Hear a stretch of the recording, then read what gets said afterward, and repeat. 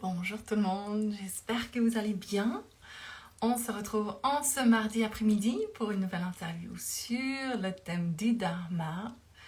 J'ai le plaisir aujourd'hui d'interviewer Ice to Cuisine, une invitée un petit peu différente des personnalités, des personnes que j'ai eu l'occasion d'interviewer ces derniers temps. Et je me réjouis justement de présenter un autre son de cloche. Je regarde les petits messages d'Instagram. Un autre son de cloche sur ce que vivre son dharma signifie. C'est vrai que la plupart du temps, j'ai interviewé des personnes qui étaient issues du monde du yoga, du développement personnel, qui avaient une compréhension, voilà, qui pouvaient même utiliser ce terme-là. Et là, Aïstou, elle cuisine, elle se décrit comme une conteuse de saveurs. J'adore cette expression. Et du coup, bonjour à ceux qui arrivent en live. Du coup, je me réjouis de l'interviewer et de découvrir à travers son parcours à elle comment elle exprime cette thématique du Dharma. Alors, on va l'attendre. Et voilà, la voilà.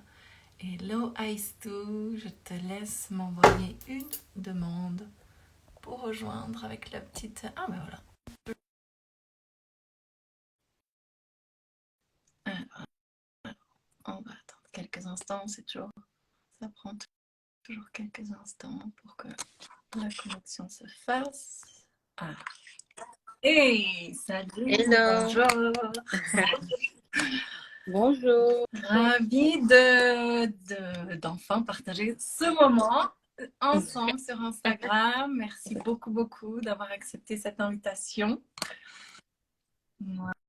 Merci à toi. Je vais juste un peu reculer parce qu'on dirait qu'on ne me Prends ton voit pas temps. bien. On a toujours un petit temps d'ajuster le son, l'image. Voilà. Ouais, Ouais. moi je te Là, vois je très pense que bien. Je c'est bon. t'entends bien aussi. C'est bon pour toi aussi? Voilà. Bon, et Oui, j'imagine que si les c'est bon. personnes qui nous rejoignent en live ont des soucis, ils nous feront savoir. En tout cas, merci infiniment d'avoir accepté cette invitation. Je sais que c'est pas forcément un exercice facile pour toi. Donc, Non, mais j'essaye de sortir de ma zone de confort, ouais, donc voilà. super. Ben, c'est de ça notamment dont on va parler aujourd'hui. Alors, pour ceux qui nous rejoignent sur ce live et qui n'ont peut-être jamais entendu parler de Dharma, je vais faire une petite introduction très rapide et puis après, je te laisserai parler. Tu partageras ce que tu as envie de partager, évidemment. L'idée, c'est de passer un bon moment. Comme je t'ai dit, il n'y a pas de bonne ou mauvaise réponse. C'est juste un partage à cœur ouvert sur ton parcours qui est très inspirant. Donc, le dharma, c'est un mot qui est issu de la philosophie du yoga. Moi, je suis professeure de yoga. Je pratique cette discipline depuis très longtemps. Et puis, quand on étudie le yoga, on réalise que c'est beaucoup plus que des postures et des étirements sur un tapis. C'est aussi une philosophie de vie et avec plein de belles valeurs, en fait, derrière. Et il y en a une, moi, qui me parle tout particulièrement. C'est donc celle de dharma qui signifie vraiment vivre une vie à la fois épanouissante personnellement, en accord avec nos valeurs, en accord avec ce qui nous anime, ce qui nous fait vibrer, ce qui nous rend vivants. Et ce qui est très beau quand on avance sur ce chemin, parce que c'est vraiment un chemin et pas une destination, quand on s'aligne progressivement à vraiment qui on est vraiment, parce que c'est ça en fait. Je pourrais le résumer en deux mots, ce que je dis à chaque fois, c'est juste être qui on est pleinement, oser s'assumer pleinement. Voilà, Être être aligné, aligné. s'assumer. Et je dis ça simplement et en même temps, c'est pas si simple parce que on nous éduque pas forcément dans ce sens-là. On va oser vraiment briller ou pas. Après, ça dépend aussi des familles, des cultures, des pays, de la société dans laquelle on grandit. Et, euh, et, et ce qui est très beau dans ce chemin, c'est qu'en fait, plus on s'aligne, plus on se nourrit nous-mêmes, plus en fait on contribue au monde. Donc j'aime bien rappeler que c'est pas quelque chose d'égocentrique, centré. Ça peut commencer par ça, une phase de réaliser qu'est-ce que j'aime vraiment, qu'est-ce qui me plaît vraiment. Mais l'idée, c'est de ne pas rester là-dedans. Et c'est ensuite, une fois qu'on est nourri, qu'on avance, en général, on a envie de partager. Et si j'ai bien compris, même si je ne connais pas tout ton parcours, loin de là, euh, c'est c'est plus ou moins ce que tu fais. Donc, la raison pour laquelle je fais ces interviews, c'est vraiment pour inspirer tout un chacun justement à oser être pleinement qui ils sont, qui elles sont. Et l'idée de ces interviews, c'est d'essayer d'interviewer des personnes qui m'inspirent cette thématique-là, qui me donnent l'impression, depuis là où je suis, parce qu'on ne se connaît pas personnellement, de vivre leur dharma et de montrer que ça peut prendre plein de formes différentes. Ça peut être comme toi, être auteur, écrire des livres et avoir vraiment une belle communauté, mais ça peut être aussi cuisiner comme toi, mais à l'échelle de sa famille et tu vois, et être tout à fait épanoui là-dedans. En fait, pour moi, il y a vraiment, il y a autant de dharma qu'il y a d'êtres humains sur cette planète, en fait. Euh, voilà, dans les très grandes lignes. Et pourquoi je t'ai sollicité? Parce que donc, pour la petite histoire, moi, mon mari est sénégalais. J'ai deux petites franco-sénégalaises à la maison et on adore la cuisine sénégalaise. Donc, c'est comme ça que j'ai commencé à suivre. Et puis, c'est vrai que dans certains de tes partages, où justement tu t'exprimais un petit peu sur ton parcours, sur ta façon de voir ce que tu crées en fait, ce à quoi tu œuvres à travers ta cuisine, tes livres et ton blog. Euh, j'ai reconnu des façons de voir la vie qui étaient très similaires à ce que moi j'ai à cœur de partager et accompagner. Donc, j'ai lancé une bouteille à la mer, tu l'as reçue et tu me l'as renvoyée. Donc, nous voilà. Nous voilà. Voilà, dans très, très, très grande ligne. Et donc, maintenant, je vais te laisser la parole. Si tu pouvais, pour commencer, te présenter, voilà, qui es-tu, Ice2 Cuisine? Qui se cache derrière Ice2 Cuisine? Euh, alors, qui je suis? La question. C'est pas une question facile. Je pense que je change souvent en fonction de... la définition change beaucoup, je pense, en fonction de mon cheminement ou de voilà, Mhm, qui j'ai parfois en face. Je dirais qu'Aïssatou, c'est une femme, maman, épouse et une rêveuse, une grande rêveuse. Avant, je mettais sur mon Instagram, c'était mhm, écrit rêveuse culinaire. Et je me définis toujours comme une rêveuse, sauf que voilà, je pense que juste ma différence, c'est que je m'arrête pas juste à mes rêves. Ce qui est dans ma tête, après, il faut que je passe à l'action. Tant que j'ai pas réalisé un peu ou même, voilà, visualisé ce qui est dans ma tête, mhm. je m'arrête pas. Voilà, je suis une rêveuse, j'ai toujours été une rêveuse, une grande rêveuse depuis, vraiment si je devais me définir, je suis la fille qui est tout le temps sur les nuages. Je suis là, mais je suis pas là. Je suis très, je contemple beaucoup. Je suis très, comment dire, consciente de ce qui m'entoure. C'est-à-dire, voilà, que ce soit, ça peut être la nature, la petite fourmi qui marche, le soleil, enfin bref, tout me Mhm. touche, mais voilà. Ça, c'est moi, une rêveuse, une contemplatrice, une quoi encore, je peux dire, une sensible. Et maintenant, je peux le dire donc parce que j'ai fait la paix avec ce côté-là sensible, ma sensibilité pour, pour certains, une hypersensibilité même pour certains, une hypersensibilité, il faut le dire, je crois. Voilà, donc je suis une rêveuse, une sensible, une conteuse. J'aime raconter des histoires. J'ai beaucoup d'imagination depuis que je suis toute petite. Je suis une auteure parce que j'écris des livres et j'écris depuis toute petite aussi.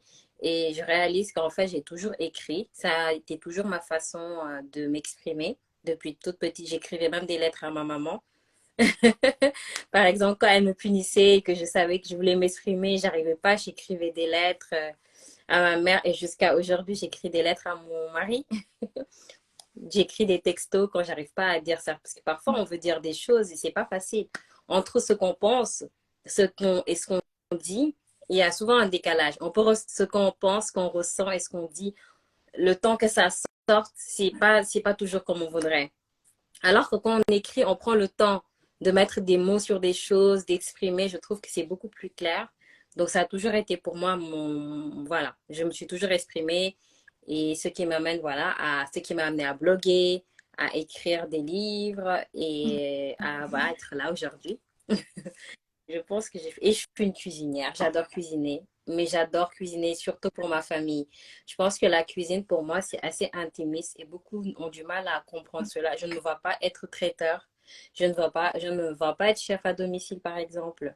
Parce que ma cuisine, j'ai une certaine pudeur. Je ne sais pas pourquoi face à ma cuisine. C'est réservé. Je dirais pas aux élus, mais voilà, c'est réservé à ma famille, à mes amis et j'aime beaucoup cuisiner. Alors, avec tout l'amour que j'ai pour la cuisine et pour les gens que j'aime. Mais quand il s'agit de mettre, par exemple, un prix dessus, ou là, c'est, on me perd. J'arriverai. Je peux pas. Je peux pas mettre un tarif sur ma cuisine. Je peux pas. Donc, c'est ça qui fait que j'ai essayé, hein, j'ai essayé de faire traiteur parce que, comme je l'ai dit, quand je pense à quelque chose, je le fais quand même. Avant de dire que j'aime pas, j'ai testé. Donc, j'ai Ok. testé traiteur, j'ai testé plein de choses et je perds le goût. Je perds ce plaisir-là. Donc, moi, ma cuisine, c'est assez, voilà, c'est assez intime. C'est un moment à moi, c'est un moment vraiment de recueil, de je sais pas comment dire, mais voilà. Donc je suis cuisinière, mais pour des gens qui sont proches et pour Hmm. moi-même. Hmm. Génial. Voilà. Par contre, j'aime Ouais, partager oui, mes recettes parce que j'aime oui. bien, C'est ce voilà. que j'allais dire. Tu cuisines pas directement, mais tu partages quand même beaucoup à travers tes écrits, tes blogs, tes Je livres. partage beaucoup. J'adore, ouais, j'adore expliquer, j'adore écrire. Et mon mari me dit tout le temps que j'ai beaucoup de pédagogie, que j'arrive à expliquer, à Mhm. simplifier en fait quelque chose qui est compliqué. Et je pense que ça part aussi de mon côté hypersensible et aussi peut-être mon empathie qui fait que comme j'arrive à me mettre à la place de l'autre, j'arrive presque à trouver les mots pour expliquer à l'autre comment devrait être telle ou telle chose. Donc, voilà. Je sais pas si je me suis un peu décousue Non, mais mon c'est très explication, bien. mais voilà. On C'est est un toute peu une ça et ça. palette de choses et elles ne sont pas forcément dans l'ordre. Donc, non, non, c'est super. C'est super. Merci beaucoup. Parce que je sais que c'est pas un exercice facile, mais c'est justement toujours intéressant pour moi de voir comment la personne se présente dans ses mots à elle. Et puis, c'est toujours intéressant parce qu'en fait, quand je pose cette question, j'ai une idée derrière la tête aussi. Ah, En fait, dans la notion de dharma, il y a la notion de, tu sais, presque du domaine de l'énergie qu'on met dans ce qu'on fait, dans ce qu'on dit, dans ce qu'on est, en fait. Euh, et notre énergie, elle est unique, en fait. Tu vois, dans la cuisine, il n'y a que toi qui cuisines comme toi. Moi, quand je donne un cours de yoga, même si finalement les postures sont les mêmes ou les plats sont les mêmes, il n'y a que moi qui enseigne le yoga comme moi, tu vois. Et du coup, ce qui est intéressant, et en tout cas, moi, ce que j'aimerais te poser comme question, si on en revient du coup à cette partie de toi voilà, qui blogue, qui aime transmettre la cuisine du coup à travers des livres, enfin, tous les moyens que tu as de partager cette passion qui est, si j'ai bien compris, quand même vraiment au cœur de ce que tu fais aujourd'hui, c'est de comprendre pourquoi en fait, pourquoi tu fais ce que tu fais. Tu vois, qu'est-ce qui t'anime dans ça? alors, je crois que je suis animée par beaucoup de choses. Ce qui m'amène à la cuisine aujourd'hui, en plus c'est marrant parce que je crois que beaucoup m'ont pensé que j'allais être auteur de romans, par exemple. On me voyait beaucoup écrire quand j'étais petite, même à l'école. On me disait souvent que j'avais une belle plume, que j'étais douée pour certaines choses. Et j'ai même fait des concours de dissertation, par exemple, de poésie. Donc voilà, moi, on me voyait plus écrire des poèmes ou écrire un roman. Comment je me suis retrouvée dans la cuisine? Je pense que j'ai toujours aimé cuisiner depuis que je suis toute petite. Sauf que je me voyais, c'était pas. J'ai réalisé vraiment que j'aimais cuisiner quand je suis venue en France habiter toute seule, loin de mes parents. Donc, la cuisine, pour moi, c'était un moyen de retrouver ce petit cocon familial, donc j'ai commencé à cuisiner les plats que ma mère nous faisait. Parce que j'ai grandi dans une famille où voilà, ma mère est une femme au foyer et on cuisinait souvent avec elle. Et je fais la même chose d'ailleurs avec mes fils. Mais voilà, nos ateliers du samedi, du dimanche, c'était on cuisinait ensemble avec elle. On était quatre, mes parents ont quatre filles, donc on était quatre filles avec ma mère. Mm. Donc cinq femmes en cuisine, c'était vraiment l'éclat total. Et c'est mes plus beaux souvenirs d'enfance et de famille. Donc quand je suis venue ici, que je me suis retrouvée toute seule dans ma chambre d'étudiante, En fait, j'ai essayé de retrouver ce cocon-là, cette chaleur. Donc, j'ai commencé à refaire les plats qu'on faisait avec ma mère, des choses comme ça pour pouvoir revivre ça. Et de fil en aiguille, c'est devenu presque comme un pont, en fait, entre le Sénégal et la France. Et si genre, quand j'ai envie de retrouver la chaleur du Sénégal, ben, je me fais un plat sénégalais. Je retrouve vraiment... euh, et comme j'ai réalisé, en fait, j'adorais ça. Déjà, c'était une sorte de thérapie, je sais pas, ça m'apportait quelque chose. Mais ce qui m'a vraiment poussé à bloguer, parce que j'aurais pu juste rester cuisiner dans ma chambre d'étudiante, c'est que j'ai démarré par partager. Beaucoup me voient juste sur Instagram, mais avant Instagram, j'avais un groupe sur Facebook quand j'étais étudiante, Ok. donc ça remonte à plus de 15 ans. Et à l'époque, je partageais des repas faciles sénégalais pour étudiants. C'est parti de repas faciles parce que je me suis dit, mais pourquoi, quand on est étudiant, on pense qu'on doit manger des pâtes ou des pizzas ou commander, alors qu'on peut cuisiner des repas faciles. Donc, je me suis dit, je vais aider d'autres étudiants à faire des repas faciles et à les aider à faire bien les courses. Parce que j'avais un ami à l'époque qui me disait, oui, je ne sais pas faire les courses. Quand je fais des courses, je me retrouve toujours avec des petits déjeuners. C'est vrai que c'est pas évident de faire les courses. Ok. Donc, j'ai commencé à partager comme ça et à partager mes recettes sénégalaises parce que je voulais vraiment, comme je l'ai dit, ressentir le goût du Sénégal et je partageais pareil aux étudiants comment faire tel plat sénégalais de manière un peu plus facile. Par exemple, le mafé étudiant, on l'appelle un mafé plus facile que le mafé normal ou un tiep mais avec les moyens du bord. Par exemple, on va utiliser le pilon à la place du poulet Ouais. entier, des choses comme ça pour que ça soit un peu plus facile. Et j'ai démarré vraiment comme ça, donc le partage de recettes. Et quelques années après, donc c'est là où j'ai réalisé, en fait, j'aimais cuisiner. En fait, c'est pas juste j'aime cuisiner, c'est que j'aime cuisiner, j'aime partager des recettes, j'aime écrire. Je prends vraiment un plaisir fou à écrire des recettes, à expliquer les étapes, à m'imaginer la personne, elle va réaliser la recette. Parce que pour moi, c'est évident, mais il y a des choses qui sont pas évidentes. Par exemple, si on dit lave les légumes, par exemple, il y en a qui vont venir les mettre. Pour moi, c'est évident, mais peut-être pour quelqu'un, c'est pas évident qu'il faut laver les légumes. Mais ce qui m'anime, donc ça, c'est vraiment, c'était ma relation avec la cuisine. Mais ce qui m'anime, en fait, c'est pas ce qui m'anime, c'est que j'ai horreur de l'injustice. C'est quelque chose depuis toute petite ça me touche. Je n'aime pas les choses injustes. Et quand je suis venue en France, je trouvais qu'il y avait une grosse injustice sur les cuisines africaines et ça me touchait. En fait, quand je parlais de plats sénégalais à d'autres personnes qui n'étaient pas africains, j'avais, ah, est-ce que ça pique? C'est gras, c'est pimenté, des choses comme ça et qui me touchaient. Et en fait, je me suis dit, il faut que je fasse quelque chose. Ou on me parlait de mafé, il y a ça, ou quelques plats. Et quand je parlais d'autres plats, comme le tiré, le couscous sénégalais, hein, je me suis embrouillée avec un copain de classe maghrébin parce que j'ai dit qu'on mangeait, on avait un tiré, le couscous sénégalais m'a dit depuis quand vous mangez du couscous. En fait, tout ça, ça me touchait. Donc je me suis dit, il faut que je fasse quelque chose. Je peux pas. Non, voilà, c'est injuste. Et j'ai eu une grosse. Une fois, bon, je Vas-y, c'est parle beaucoup parfait. là, je sais pas On si est là c'est pour raconter des ce qui histoires. Vas-y. m'anime, mais voilà. Donc une fois, une fois, c'était en fin de stage, j'avais fait un repas pour donc un pot de départ et j'avais fait des plats sénégalais justement pour faire découvrir à mes collègues. Et ce qui m'avait touché ce jour-là, c'est que il y en a bon, ceux qui étaient faciles à reconnaître, les gens, par exemple le jus de bissap, il y en a qui connaissaient, ils sont allés vers ça. Mais tout ce qui était à côté, par exemple le jus de baobab, le tchakri et d'autres choses qui étaient un peu plus complexes et qui ne connaissaient pas, en fait, personne n'a touché. Et moi, j'étais là à expliquer, oui, ça, c'est ça. Et il y en a qui disaient, non, moi, je ne connais pas, je ne préfère pas toucher. Ou voilà, ils étaient allés vers les viennoiseries, des choses comme ça. Et après ce jour-là, je me suis posée, je me suis dit, bon, allez, ça tout. Voilà, il y a quelque chose en fait qui te touche. Il faut que tu fasses quelque chose. Il faut vraiment que ce que je ressentais, c'était j'avais envie de parler de la cuisine sénégalaise. J'avais envie de prouver que c'était joli, de montrer la beauté. J'avais envie de montrer que, en fait, c'était une cuisine facile parce que moi, quand on me disait, ouais, mais c'est trop compliqué, je vais pas le faire là, je vais faire des pâtes ou des choses comme ça. Je disais, mais non, pourtant, si je t'explique, tu vas pouvoir faire ça. Et tout ça, en fait, pour moi, il fallait faire quelque chose. Et le meilleur moyen, bah, comme d'habitude, mon moyen d'expression par excellence, c'est l'écriture. Je me suis dit, je vais écrire. Et à l'époque, c'est mon mari qui m'a dit, fais un blog, tu aimes écrire. Et je dis, bon, bah, let's go. Faisons un blog. Et j'ai ouvert mon blog Ice to Cuisine justement pour montrer. Donc, il y avait vraiment, c'était vraiment un cri du cœur. Je vais pas dire un coup de gueule parce que c'est beaucoup plus négatif.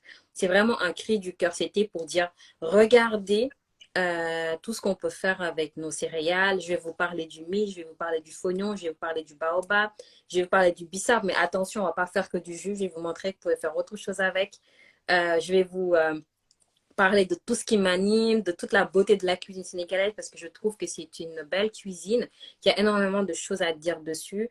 Et voilà, en fait, c'est parti de là et c'est ça qui m'animait. En fait, ce qui m'anime, c'est ça, c'est ce besoin de rétablir la justice, mais aussi ce besoin de montrer que des choses dont je suis fière, donc la cuisine sénégalaise, la culture sénégalaise, tout ça, qui avait vraiment une belle, enfin, était riche et qui avait une beauté à montrer. Donc c'est ça qui m'anime.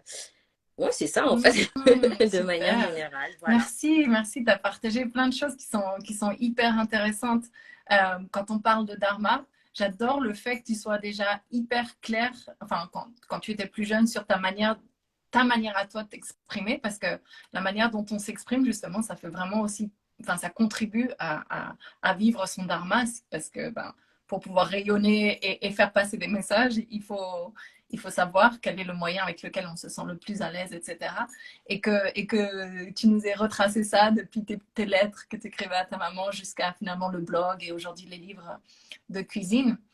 Et le fait aussi que, moi, ce que j'entends, c'est vraiment ce besoin de transmettre, en fait, de transmettre le beau de la culture africaine à travers la cuisine, qui n'est pas forcément toujours reconnue en France, c'est ça? Non? Oui, c'est ça en fait, c'est de dire que on a. Moi, je suis très fière de ma culture, je suis très fière de la cuisine sénégalaise. J'adore dire je suis sénégalaise.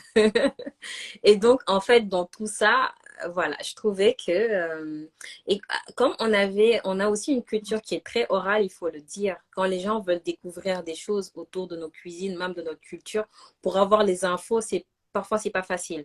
Soit on a une famille sénégalaise ou une amie sénégalaise, voilà, qui nous dit, soit bah, on cherche le bon livre, des choses comme ça.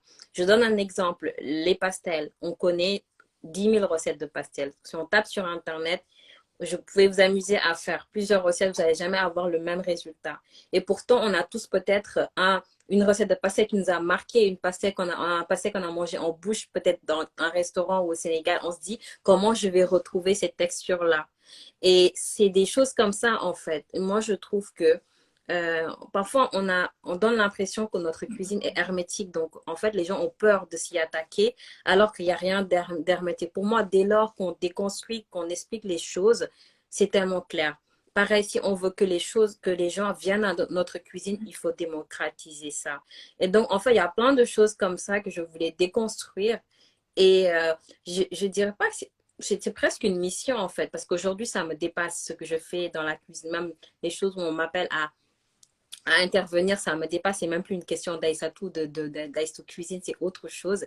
Mais voilà, c'était tout ça, c'était tout ça. C'était dire que il fallait une trace, il fallait écrire, il fallait déconstruire, il fallait travailler pour la cuisine sénégalaise et pour la culture sénégalaise et comme le petit colibri faire sa part. Alors, je m'attendais vraiment pas à avoir peut-être aujourd'hui l'impact que j'ai, mais voilà, pour moi, c'était juste faire ma part. Pour moi, c'était quelque chose qui me dérangeait et je devais agir parce que tant que j'ai pas agi là, ça allait rester dans ma tête et voilà. Donc, je suis allée apprendre des choses, j'ai lu les livres, je suis allée apprendre tout ce qu'il fallait. Par exemple, la photographie culinaire, je savais pas quand j'ai démarré le blog, j'ai appris, j'ai lu des livres.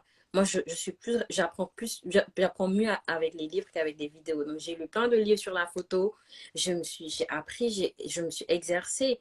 Et aujourd'hui, je suis contente quand les gens me font des retours sur mes photos en me disant que c'est joli. Ben, j'ai bossé dur pour que les photos soient jolies parce que je voulais justement donner une belle image de notre cuisine. Pour moi, j'avais envie qu'on voit qu'en fait, pour moi, le beau, ça allait avec de belles photos. Je peux pas défendre la beauté de la cuisine sénégalaise et donner des photos moches ou des plats mal présentés. Donc pour moi, c'était tout un ensemble. Vraiment, c'était vraiment tout un ensemble et ça s'inscrivait surtout sur ce désir, voilà, de rétablir la vérité, d'agir, Moi, je sais même pas si je réfléchis. Il y a juste un truc dans ma tête. Je, il faut que je réalise, il faut que je m'exprime, il faut que je défende. Hmm, Et ça donne ça. Ça donne des livres, beaucoup de choses. Et maintenant que je me pose, je réalise qu'en fait, c'est tout ce que j'ai fait, tout ce que j'ai toujours fait depuis que je suis toute petite. J'ai toujours écrit quand je pouvais pas m'exprimer. J'ai toujours écrit pour défendre des choses qui m'animaient. Et donc aujourd'hui, ce qui m'anime, c'est de défendre la cuisine sénégalaise. Bah, du coup, j'adore. j'écris. J'adore. Merci beaucoup, c'est super inspirant. Et pour faire un parallèle ou peut-être pour euh, comment donner un petit truc aux personnes qui nous regardent en direct ou en replay, je le mettrai en replay après. Toi, c'est à travers la cuisine et c'est à travers cette notion de rétablir la vérité et de la justice. Et c'est intéressant que à nouveau tu nous ramènes au fait que finalement c'est comme s'il y avait des petits cailloux, tu vois, que tu pouvais retracer jusqu'à ton enfance. Et du coup, pour les personnes qui sont là, se dire ok, mais alors moi en fait je fais quoi? Moi je sais pas.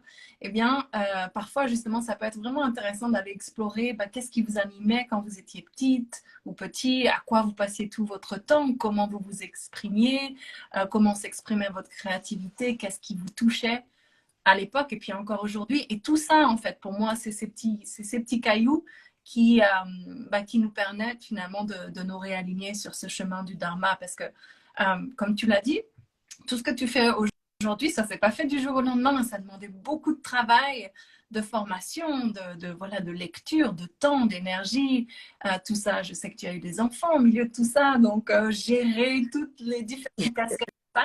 Et puis c'est pas mon travail. Je faisais ça à côté de mon travail. Pendant 8 ans, j'ai écrit des articles à côté de mon travail. Là, maintenant, je suis entrepreneur à Ok, temps plein, mais que depuis 4 mois. Donc, depuis 8 ans, c'était à côté de mon travail. J'écrivais des blogs, enfin, j'écrivais des articles j'écrivais des articles partout, que dans le métro, même aux toilettes. Hein. Même aux toilettes, j'étais là à rédiger parce qu'il y avait un sujet qui me touchait. Là, par exemple, la dernière fois, j'ai été invitée pour une émission pour parler du couscous, justement parce que j'avais écrit un article, oui, on mange du couscous au Sénégal, avec point d'exclamation, parce que le Sénégal avait remporté le concours mondial de couscous. Et en fait, on s'est fait, sur Internet, il y avait beaucoup de commentaires négatifs en disant depuis quand le Sénégal mange du couscous. Et donc, moi, ça m'avait touché, donc j'ai écrit un article. Donc, c'est vraiment ça. Et comme tu l'as dit, en fait. Et ce qui est marrant, c'est que c'est pas là où je suis aujourd'hui, c'est pas là où je pensais être. Moi, ma carrière, c'était pas ça. Moi, je ok. travaillais dans la banque. Rien à voir avec la cuisine. J'étais manager dans la banque. Et c'est la cuisine qui m'a appelée. C'est l'écriture qui m'a appelée. C'est vraiment, voilà, ça m'a appelée. C'était pas ma carrière. Moi, j'ai fait une prépa, plus une école de commerce, plus carrière de la banque. Rien ne me destinait à faire de la cuisine. Et pourtant, aujourd'hui, quand je dis aux gens que j'étais manager dans la banque, les gens sont choqués parce qu'ils me connaissent plus dans la food. Moi, on me connaît en tant Ouais. que blogueuse, c'est tout. On me connaît en tant que blogueuse et on m'appelle pour parler de cuisine. On ne va pas m'appeler pour parler de finance. Alors que pourtant, c'est mon domaine d'expertise. Si je regarde mes diplômes, mes études, et que même de ce côté-là, je trouve que voilà, je fais bien mon travail, mais c'est pas là où on m'appelle. Là, on m'appelle, c'est la cuisine, Mm. l'écriture, c'est autre chose. Donc c'est ça qui est le plus, c'est en fait parfois on peut ne pas écouter on peut laisser dormir quelque chose, ne pas l'écouter, mais en fait finalement on avance et c'est la force. En fait, il y a quelque chose qui nous appelle vers ça. Moi, je pensais pas écrire des livres. Je voyais ça comme voilà, et ni même faire de la cuisine, partager des recettes. Et aujourd'hui, c'est ce que je fais jusqu'à que je quitte mon travail pour être dessus. Mm. Donc, c'est fort Ouais, finalement. ouais. Ah, merci beaucoup pour tous ces partages. C'est super inspirant. Et puis ça montre que ça peut prendre plein de formes différentes. Juste pour faire un petit parallèle, moi j'ai travaillé longtemps dans le marketing. Euh, et puis pour le coup, moi j'étais pas à l'aise dans ce que je faisais, ça me plaisait pas. Et justement, tu as utilisé la notion de mission tout à l'heure. Et donc j'avais déjà cette conscience qu'on avait tous une mission sur Terre. En tout cas, qu'on était tous là pour une Exactement. raison. Et j'aime bien utiliser, d'habitude, j'utilise soit l'image de de la symphonie et chacun met sa note, ou alors, tu vois, d'une grande œuvre d'art et chacun met Exactement. sa couleur. Aujourd'hui, on pourrait parler d'un grand plat, tu vois, et chacun vient apporter sa saveur. Euh, mais cette notion de mission, elle peut mettre un peu la pression, alors qu'en fait, c'est comme tu l'as dit, c'est répondre à l'appel de ce qui... Alors, ça peut être des appels intérieurs, ce qui nous anime, voilà, comme tu l'as exprimé toi aussi. Euh, et puis, ça peut être aussi des appels extérieurs. Après, petit à petit, on vient te chercher pour certaines choses. Et, et c'est là où c'est vraiment intéressant quand on suit ces appels intérieurs, ces élans. Moi, j'aime bien parler des élans du cœur. Euh, et voilà, c'est pour ça que je te demandais qu'est-ce qui t'anime, parce que ça part de là, en fait, ce qui nous anime, ça part vraiment du cœur. Une fois qu'on se met à l'écoute de ça, justement, c'est comme si la vie répondait quelque part. Et puis, on commence à être dans un certain flow, tu vois. Et tu vas nous dire si c'est ton cas, mais moi, je sais que le jour où j'ai fini par tout plaquer, je suis partie en Inde pendant 6 mois toute seule. Euh, et puis là, il y a juste des choses incroyables qui ont commencé à se passer pour moi, tu vois, des choses que j'aurais jamais pu envisager ou prévoir, ou avec notre petit mental un petit peu comme ça. Fermé d'esprit, alors que il y a tout ça en fait dans le champ des possibles. Et du Mais coup, oui, je je serais suis tout à curieuse fait de d'accord. savoir, toi, justement, si quand tu as commencé à oser répondre à ces appels et à suivre ce qui te motivait au-delà de voilà d'une carrière dans la banque, d'une vie personnelle, etc. Est-ce que justement il a commencé à avoir des synchronicités ou des rencontres, tu te dis waouh, comment c'est possible, ou le téléphone qui sonne et on te propose de faire un truc, tu es là, oh ok. Ah oui, clairement. Je pense qu'il y a beaucoup de... Oui, beaucoup. Clairement, depuis 8 ans là, et même par rapport moi à mon... Bah déjà, là, je suis en train de parler de cuisine. Je fais un direct. C'est pas quelque chose que j'aurais fait il y a quelque temps parce qu'il est souvent inconfortable pour moi de parler en public. Mais c'est surtout, je dirais, alors comment je peux expliquer? Là, tu as parlé du fait que tu étais inconfortable Oui. dans ton travail. Moi, c'était ça. En fait, j'ai beau être, je travaillais bien. Honnêtement, je travaillais bien, mes collègues m'aimaient beaucoup. Là, quand par exemple j'ai quitté mon travail, j'étais plus triste de quitter mes collègues que le travail finalement. En fait, c'est mes collègues qui me manquaient, mais le travail en tant que tel, je n'avais pas l'impression ça me nourrissait pas. En fait, depuis que je suis petite, et encore, je parle encore de petite et tout parce que j'ai fait vraiment un travail sur moi pour savoir. Et il y a une question, c'est à chaque fois que je me pose, voilà, est-ce que la petite fille que j'étais est fière de la personne, de la femme que je suis aujourd'hui? Parce que c'est important pour moi. C'est important pour moi. Donc voilà, moi depuis toute petite aussi, c'est comme pareil, comme toi. Je me suis dit, franchement, si tu regardes mon journal intime de petite, je suis là, on doit être là pour quelque chose. Je disais que j'étais très consciente, très tôt, consciente de vraiment ce qui m'entourait. Je regardais les oiseaux, le ciel, je me disais, il y a l'univers, il doit y avoir quelqu'un, enfin voilà. Moi, c'était des questions que je me posais quand j'étais petite. On doit être là pour quelque chose. Dieu nous a créés pour quelque chose. On doit prendre notre place. Et je cherchais en fait dans quoi je pouvais m'exprimer et qui faisait que j'allais trouver. Et j'avais besoin aussi ce sentiment-là d'être utile. Et ça a été souvent mal compris par beaucoup de personnes et parfois même beaucoup en ont abusé. Mais j'avais besoin d'être utile. Quand je dis j'avais besoin d'être utile, c'était vraiment l'élève qui voulait aider la maîtresse. Pas parce que je voulais plaire à la maîtresse, parce que ça me faisait plaisir. Et les gens vont dire, ah, Fayotte, la chouchou de la maîtresse. Mais moi, ça me faisait plaisir de l'aider. Tout comme ça me faisait plaisir d'aider d'autres camarades ou des choses comme ça. Et j'ai grandi comme ça avec ce côté. Et malheureusement, c'est triste parce que dans la vie, on met plus, on valorise plus comment ça s'appelle maintenant que tout le monde dit là, de soi. Je trouve qu'on valorise moins le don de Estime. soi que pas l'estime, le fait qu'il faut se revendiquer. Je sais pas comment. Bref, je vais trouver le mot après. Je trouve que le don de soi n'est pas si valorisé, c'est souvent mal vu.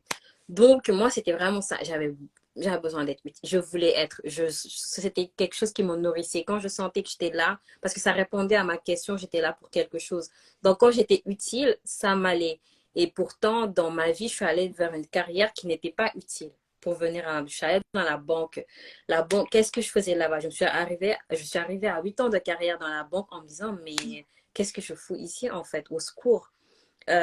Pourtant, j'ai pris, même dans la banque, je suis allée vers un métier qui était un peu plus humain, c'est-à-dire que euh, j'étais allée dans du management, donc je gérais des équipes. J'étais là vraiment pour aider mes équipes. Je faisais tout en tant que manager pour qu'ils soient bien. Et vraiment, le retour que j'ai eu, c'était que j'étais un très bon manager.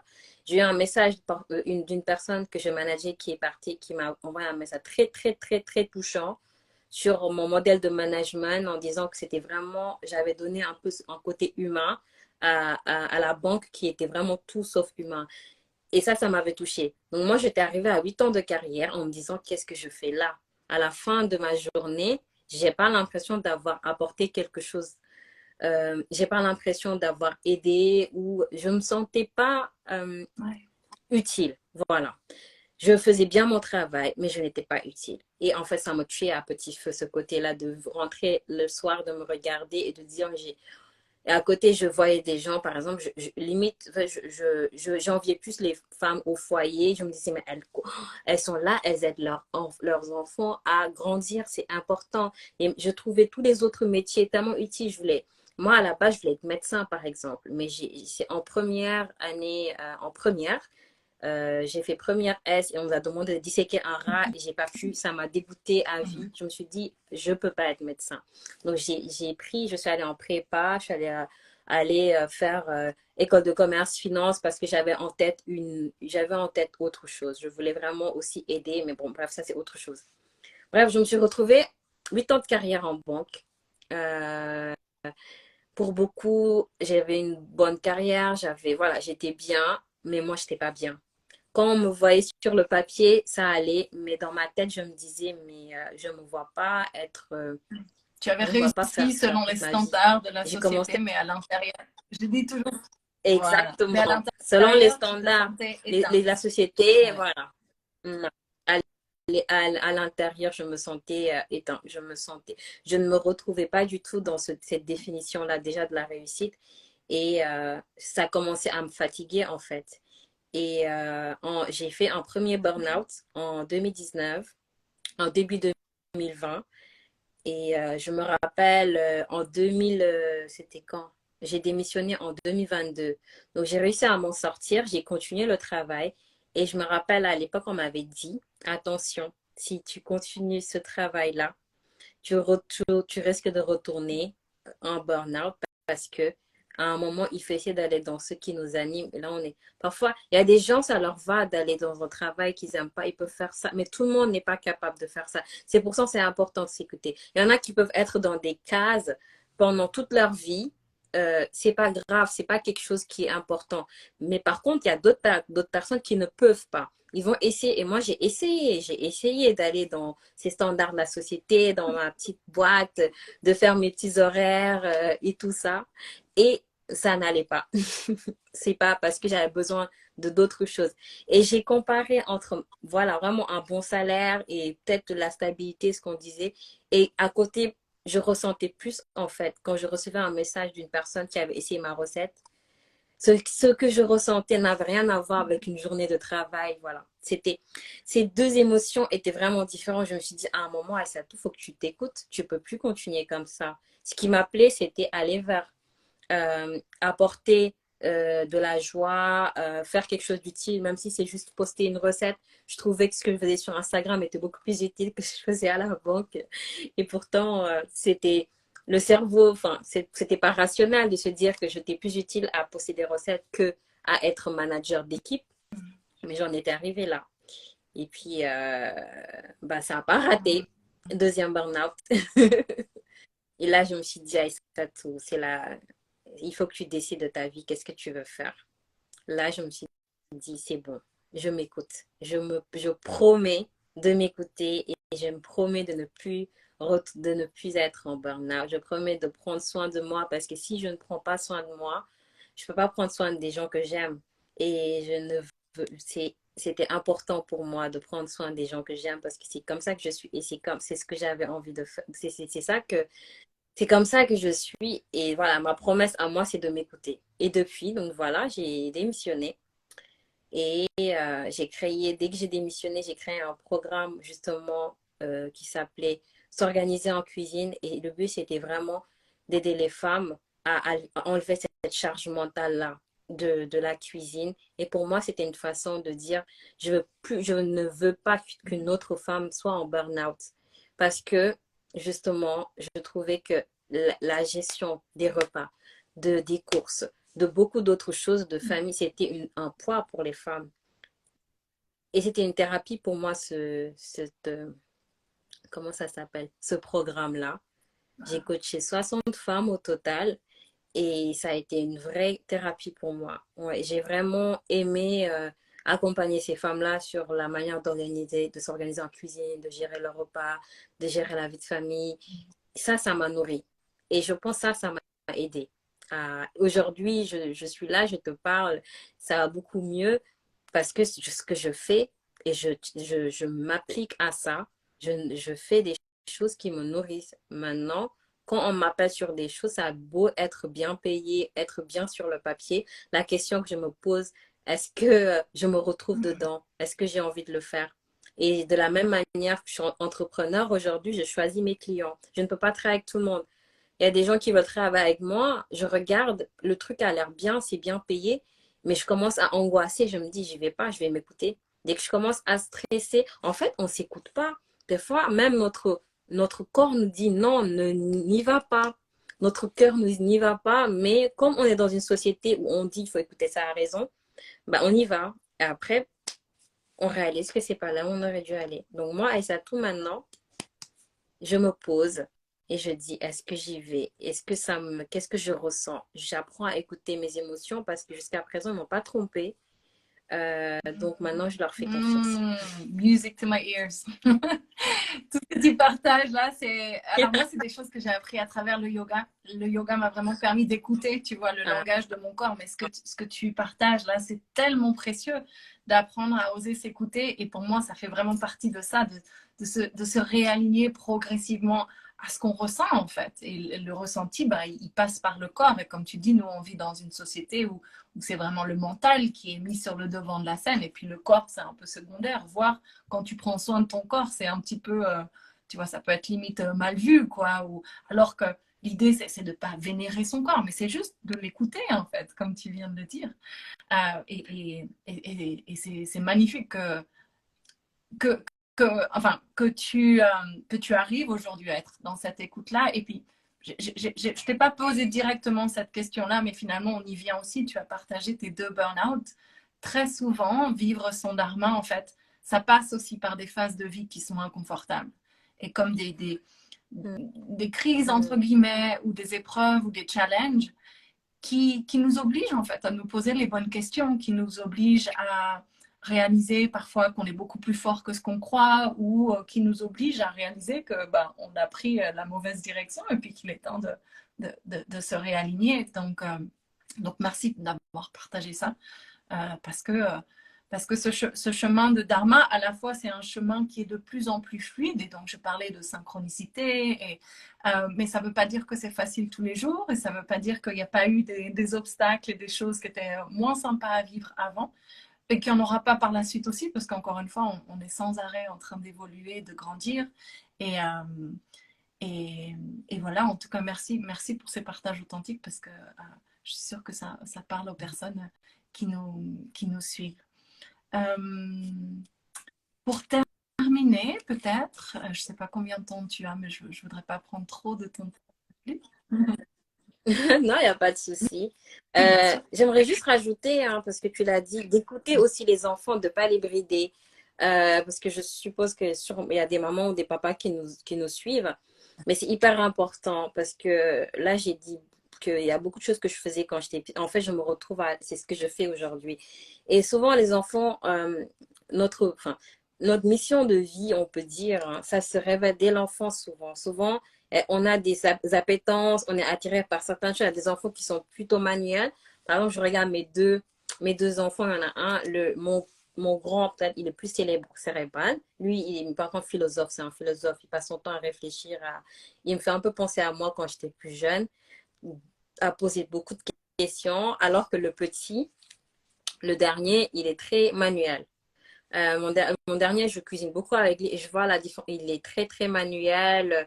Il va sur des choses. Il a ses centres d'intérêt et c'est souvent voilà, tout ce qui est manuel. Et c'est un entrepreneur. Lui, il entreprend. Il peut tomber 10 fois. C'est pas grave. Il se cogne partout. Et en fait, c'est les parents qui brident. Après les parents, c'est la société. On te dit, il faut pas aller vers ça, il faut aller vers ça parce que voilà. Moi, j'ai toujours aimé écrire depuis que je suis toute petite. Et je pense que si on m'avait pas laissé ce côté d'écriture, j'aurais peut-être, d'un côté même, j'ai laissé éteindre ça. C'est revenu à moi quand je suis devenue adulte. Mais voilà, juste aux parents, laisser les enfants s'exprimer. Si on peut les aider vers ce qui les anime, parfois on pense qu'il y a une passion, mais on ne sait pas vers où peut aller, jusqu'où peut aller une passion. Moi, ma passion vers la cuisine m'a amené aujourd'hui vers ça. Ma passion de l'écriture m'a amené aujourd'hui vers là où je suis. Donc, si on a des enfants, qu'on Ouais. les écoute parce que Oui, c'est oui, important. oui, oui, absolument. Merci pour ce rappel. Effectivement, observer les enfants et les laisser justement, eux, rayonner pleinement et s'amuser justement quand on a plusieurs enfants, de voir ces différences, Oui, c'est super important. Et puis, pour aller même encore plus loin, en tout cas, moi, là, ce qui me vient de rajouter, c'est que parfois, justement, euh, on peut avoir tendance à brider en se disant, ah, mais oui, mais cette passion, ça peut pas être un métier plus tard, ou tu vois, vouloir tout de suite justement le rentrer dans une case ou vouloir le rentabiliser quelque part. Et je voudrais juste, en tout cas pour moi, dans ma vision des choses, dans le dharma, c'est justement oser suivre ces élans, ce qui attise notre curiosité, ce qui nous enthousiasme, ce sur quoi on peut passer des heures à faire des recherches qui nous passionnent, sans justement se dire, ah oui, non, mais ça, je pourrais rien en faire en fait. Parce que, encore une fois, si on part du principe que la vie, c'est un petit caillou après l'autre ou un pas après l'autre, et ben parfois, on ne sait pas pourquoi on a passé tout ce temps à étudier ça, mais on va pouvoir s'en servir peut-être dans un autre contexte. Mais voilà, pas forcément exactement. chercher à comprendre quelque part le pourquoi du comment et juste suivre en fait cette appétence, j'adore ce mot, cette appétence pour un sujet et voilà, et même si ces sujets ils peuvent changer avec le temps, c'est OK aussi. On n'est pas fait, enfin Mais, moi je suis oui, convaincue de ça aussi, qu'on n'est pas fait pour être dans des cases, même si la société française ouais, non. adore ça, les cases. Mais oui. Et un exemple, je vais donner, il paraît que Darwin, il aimait les carcasses d'animaux et ses parents trouvaient trop bizarre. Ils disaient, notre fils, il est trop bizarre. Pourquoi lui, il avait une passion pour, voilà, dès qu'il voyait des carcasses d'animaux, il regardait, il observait, il se demandait comment l'animal, en fait, dans sa tête, il disait comment l'animal se retrouvait de là à là. Et ça l'avait, depuis qu'il est tout petit. Et pourtant, quand un parent, il va dire, mais attends, c'est comme mon fils, il est bizarre, pourquoi il va? Et justement, ses parents lui ont dit, mais t'es bizarre, toi, en fait, pourquoi tu t'intéresses à des carcasses d'animaux? Bah, regarde, aujourd'hui, c'est qui Darwin? Pareil, Marie Kondo, qu'on connaît, qui fait du rangement, apparemment, elle adorait ranger, elle rangeait tout. Et elle a écouté justement qui peut dire qu'on peut vivre à ranger, ranger ou ranger les choses des gens. Et aujourd'hui, elle a créé carrément tout un mouvement avec des livres, une Ouais, émission justement sur le rangement. Donc, il ne faut pas minimiser en fait ce qu'on aime et ce à quoi notre cœur nous ouais, appelle. Parce que c'est ça en fait. On peut avoir quelque chose on se dit, j'ai pas de passion, mais en fait, je suis sûre qu'il y a quelque chose que tu aimes faire toute une journée et mon mari me disait, non, c'est pas qui me disait, en fait, ce qui t'appelle, c'est ce que tu serais mhm, prêt à payer même pour le faire. C'est-à-dire, non seulement tu aimes ça, mais tu serais prêt à payer pour continuer à faire ça. Moi, je serais prêt à payer pour écrire si on me dit qu'il y a des ateliers d'écriture et tout. Tu passes ta journée, je sais pas, je serais là pour ça. Et c'est parce que je sais que j'aime ça et que je pourrais faire ça ouais, toute ma vie. Donc, il faut s'écouter. C'est hyper important et il y a des questions. Mes parents, jusqu'à aujourd'hui, disent que je suis bizarre. Ah, la définition de ouais. bizarre, franchement, on m'a dit ça toute ma vie. Et aujourd'hui, je souris quand on me dit que je suis bizarre parce que j'aime être bizarre. J'ai pas envie d'être comme tout le Non, monde. On peut pas être comme tout le monde. On nous a créés exactement. uniques Imagine, et j'utilisais tout donc, à l'heure l'image d'un plat où chaque être humain apporterait sa propre saveur. Imagine si on avait tous la même saveur. Bon, ça serait pas bon. Mais oui, Donc là, au contraire, il faut oser mais oui. cette explosion de saveurs qui est unique à chacun de nous. Et voilà, pour faire ce grand plat délicieux qu'on forme tous ensemble. Euh, je Oui. voulais rebondir où est-ce que tu viens de dire ce que tu serais prêt à payer pour les personnes qui, encore une fois, j'essaie de me mettre à la place pour une personne qui se dit, OK, mais moi, je ne sais pas, mon dharma, c'est quoi? Mais ça, c'est un super, ça peut être une piste de réflexion intéressante. Ce à quoi on dépense. Donc, à quoi on dépense son temps, son énergie, son argent, à quoi vous vous formez, qu'est-ce que vous regardez, qu'est-ce que vous lisez, les livres que vous achetez. Et tout ça, ça peut être aussi des pistes d'exploration, en tout cas, du domaine dans lesquels, du domaine de votre dharma, de ce chemin de réalisation personnelle, chemin d'épanouissement, on peut l'appeler de plein de formes différentes, mais et ce qui est très beau, et je voulais revenir là-dessus aussi, parce que dans ton parcours, c'est très clair cette notion de service en fait. Toi, depuis toute petite, tu avais ce besoin de servir, Ouais. servir la maîtresse. Voilà. Et Servir, c'est génial parce que, c'est ça. encore une fois, dans la notion de dharma, il y a ça aussi. Il y a à la fois une écoute profonde de nos besoins, mais pas juste pour s'entretenir entre soi et soi, mais c'est pour ensuite contribuer aux autres, voilà, aux communautés qui nous parlent, et puis voilà, quelque chose de plus grand que soi qui nous dépasse aussi. Donc c'est vraiment, ouais, c'est une manière de vivre qui est magnifique en fait, parce que on crée un cercle vertueux entre soi. Mieux on est avec soi, mieux on est avec ses enfants et son époux, son épouse, etc. Et sa famille, et puis ses collègues de travail. Et voilà, il y a vraiment un effet boule de neige qui opère quand on s'autorise en fait à entendre les messages tels qu'un Oui. burn-out ou voilà, une insatisfaction dans un job ou voilà, et en s'écoutant, non seulement on se fait du bien, mais on contribue. Voilà. On Ouais. fait du bien aux autres. C'est ça. Quand on est épanoui, oui, quand on est épanoui, on diffuse en fait. Et quand on brille, parce qu'il y a aussi ça, cette notion de lumière. Quand on écoute son appel intérieur, on brille et quand on brille, on s'autorise parce qu'il y a aussi le fait de s'autoriser à briller parce qu'on peut Pardon. briller, mais voilà. Ouais. Mais dès lors qu'on s'autorise, oui, on donne On les la autorise lumière aux aussi, en autres fait. et les autres, on En donne aussi. s'autorisant à briller, on C'est autorise ça. les autres à briller. Et donc c'est magnifique. Et il y a quelqu'un qui a demandé Ouais, c'est quoi j'ai vu le passer. dharma Et c'est vrai que je dans réponds pas beaucoup aux questions. Tu vu J'aime bien vraiment à me nouveau. concentrer sur mon invité. J'ai vu passer. En fait, j'ai tout expliqué au début de la vidéo. Donc, le Comme plus ça, on simple, est ce pas. sera ouais, de regarder Ils du vont début. Mais regarder, ouais. c'est ce dont on parle depuis tout à l'heure. C'est de vivre De- son dharma, c'est vivre une vie alignée, en fait, avec nos besoins, avec nos envies, avec ce qui nous anime, euh, tout ça. Pour terminer, tu as déjà donné plein de choses hyper intéressantes à aller explorer, mais est-ce que tu aurais un dernier conseil à partager avec les personnes qui nous écoutent pour justement s'aligner à leur dharma ou à leur chemin de vie, quelle que soit la manière dont ils ont envie de l'appeler? Moi, je dirais simplement qu'il faut s'écouter. On ne s'écoute pas assez et puis la société ne nous conditionne pas, ne nous apprend pas à nous écouter. On nous apprend justement à suivre le mouvement, à rentrer dans des cases, des étiquettes, à rentrer dans la ligne, là, à aller même à l'école et on leur dit, allez, mettez-vous sur la ligne, faites ça, très droit. On n'a pas beaucoup de liberté pour s'écouter. Il faut apprendre, mais c'est important. C'est important de s'écouter parce que on en a besoin en fait. Si on s'écoute pas, à un moment, on se perd. Et ça prend plus de temps de se retrouver. Il y a un proverbe Wolof qui dit si tu sais pas d'où tu vas, retourne d'où tu viens. Donc ça demande un retour qui peut prendre du temps et même parfois qui est douloureux.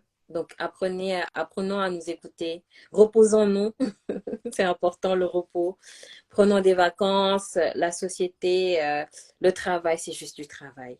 Profitons des gens qu'on aime, c'est important. De la famille, des choses qui nous nourrissent. Euh, Moi, je dis tout le temps que j'adore le petit déjeuner, on se moque de moi, mais c'est quelque chose qui me nourrit et Voilà, je peux pas l'enlever. Par exemple, j'avais commencé une fois un régime et on m'avait dit petit déjeuner. J'ai dit, je peux pas. Voilà, je suis désolée. Trouver une autre solution. Si ça fait partie de ma vie, on peut essayer de voir comment on pouvait faire avec ce petit déjeuner-là que je veux parce que c'est quelque chose qui est important pour moi. Donc, il faut trouver vraiment des choses qui sont importantes pour nous et de s'écouter. C'est le mot, moi vraiment, c'est en 2023, c'est ma phrase clé. Il faut s'écouter. Et là, c'est la promesse que je me suis faite à moi-même. Et si je peux donner un conseil aux gens, c'est ça, de s'écouter. Ouais. C'est important. Ouais, et clairement, on voit que depuis que tu t'es écouté, ben, les choses continuent de se développer de manière, voilà, incroyable. Mais oui, on m'appelle sur des choses. J'ai retrouvé ma créativité parce qu'à un moment, j'avais perdu vraiment ce côté créatif-là qui me définit parce que je crois que je me suis éteinte même à travers ce métier de la banque qui était trop cérébral et qui ne donnait pas libre cours à mon imagination alors que j'étais quelqu'un qui a besoin d'imaginer, de créer, de rêver. Et voilà. Donc, j'avais perdu de... Là, j'ai retrouvé ma créativité, j'ai retrouvé le goût de beaucoup, beaucoup de choses. Et je pense qu'il y a de belles choses qui vont arriver. J'ai plein d'idées de livres que je voudrais écrire. Là, il faut que je trouve le temps maintenant de les écrire, Inch'Allah. Et je commence à accepter des choses que je n'aurais pas acceptées. Là, la semaine prochaine, par exemple, je suis au Sénégal à un sommet pour intervenir pour parler de l'alimentation, de la cuisine sénégalaise. Je n'aurais jamais accepté ça il y a quelques années. Il y a un truc que j'avais accepté, j'avais refusé il y a quelques années. Je ne sais pas si un jour j'aurai cette opportunité-là. Parce que tout à l'heure, tu m'as dit, est-ce qu'il y a des choses qui s'alignent mais il y a 2 ans, on m'avait proposé de faire un cours de cuisine au président du Niger, au chef du président du Niger, d'animer un cours avec l'équipe du chef. Et à l'époque, je m'étais dit, moi, pourquoi moi, qui je suis pour aller animer, donner un cours à l'équipe de cuisine d'un président, qui je suis. Et aujourd'hui, si on m'invite à y aller, j'irai. Aujourd'hui, j'irai parce que je sais pourquoi on m'a contacté. C'est pas une question de fort, plus talentueux. C'est que j'ai quelque chose dont eux, ils avaient besoin. Et c'était juste ça. Donc, parfois, on nous appelle juste parce qu'on a quelque chose en plus. Ça ne veut pas dire que la personne a moins. Et ça, je l'ai compris. C'est pas parce qu'on t'appelle que la personne en face a moins. Ça veut dire juste que tu as quelque chose que la personne n'a pas et qu'aujourd'hui, elle a besoin de ce partage-là. C'est tout. Et ça, c'est parce que j'ai fait un travail sur moi et c'est parce que je me suis écoutée. Donc aujourd'hui, si on Hmm. m'appelle pour parler à un président, j'irai. J'irai et je serai Ouais, confortable avec ouais, ça. génial. Et tu vois, si on t'appelle, c'est pas, tu te rappelles quand je t'ai demandé au tout début d'interview pourquoi tu fais ce que tu fais, mais c'est parce qu'on peut sentir à travers, là, Mm. à travers tous tes partages aujourd'hui et à travers tes photos et à travers tes textes, on sent ta passion et on sent justement cette patte unique qui est la tienne. Et donc, pourquoi on ne t'appellerait pas? Et donc, merci de terminer là-dessus parce que je vois des personnes qui ont dit, ah oui, mais parfois s'écouter, c'est pas facile et tout ça. Et oui, on a tous un contexte, on a tous, voilà. Mais je voudrais juste terminer là-dessus que parfois, ce qui nous paraît difficile au début, eh ben, c'est ça qui va, quand on s'ouvre en fait, à se dire, ok, allez, j'y vais, je lâche. Et parce que je sens que c'est ça qui me fait vibrer. Et honnêtement, il y a vraiment des choses incroyables qui peuvent se produire. On parlait de synchronicité, donc Mais oui, les voilà. choses Donc s'alignent, vraiment, l'univers.